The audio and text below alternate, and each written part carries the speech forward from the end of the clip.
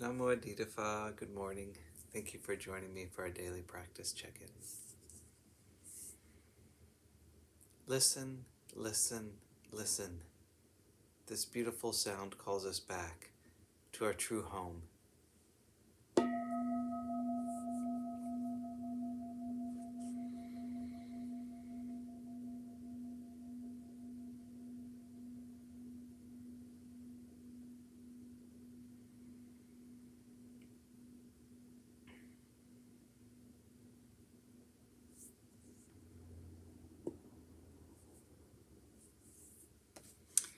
The fifth mindfulness training.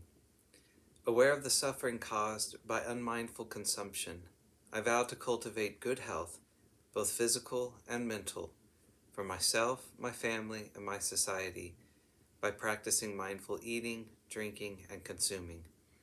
I will ingest only items that preserve peace, well-being, and joy in my body, in my consciousness, and in the collective body and consciousness of my family and society.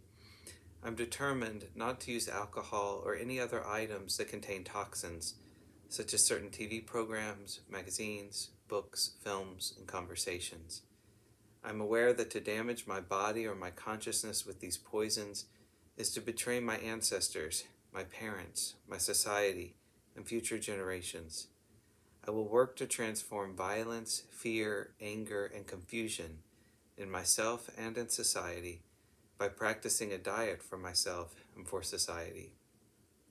I understand that a proper diet is crucial for self-transformation and the transformation of society.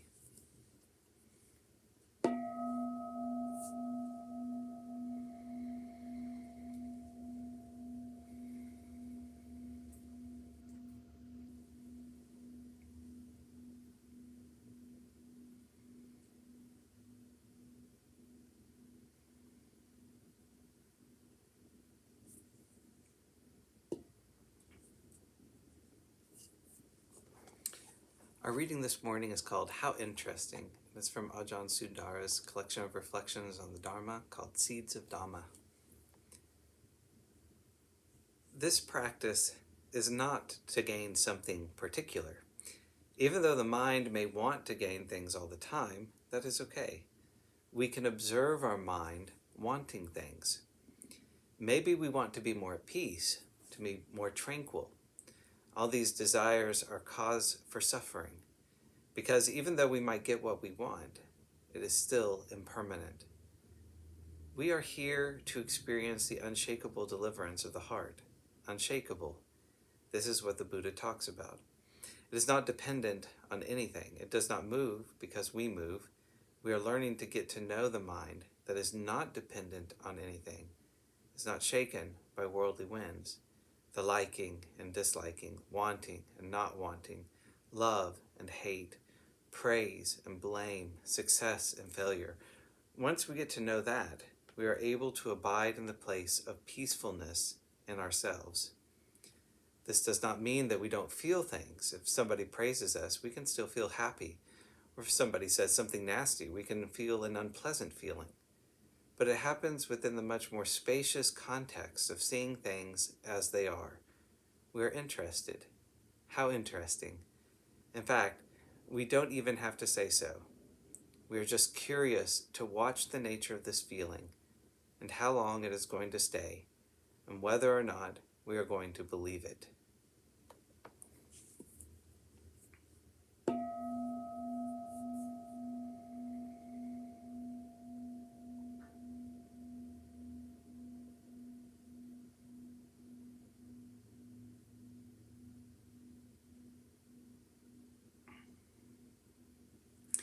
May all beings be well. May all beings be happy. May all beings be peaceful. Sadhu, sadhu, sadhu. Thank you for joining me this morning.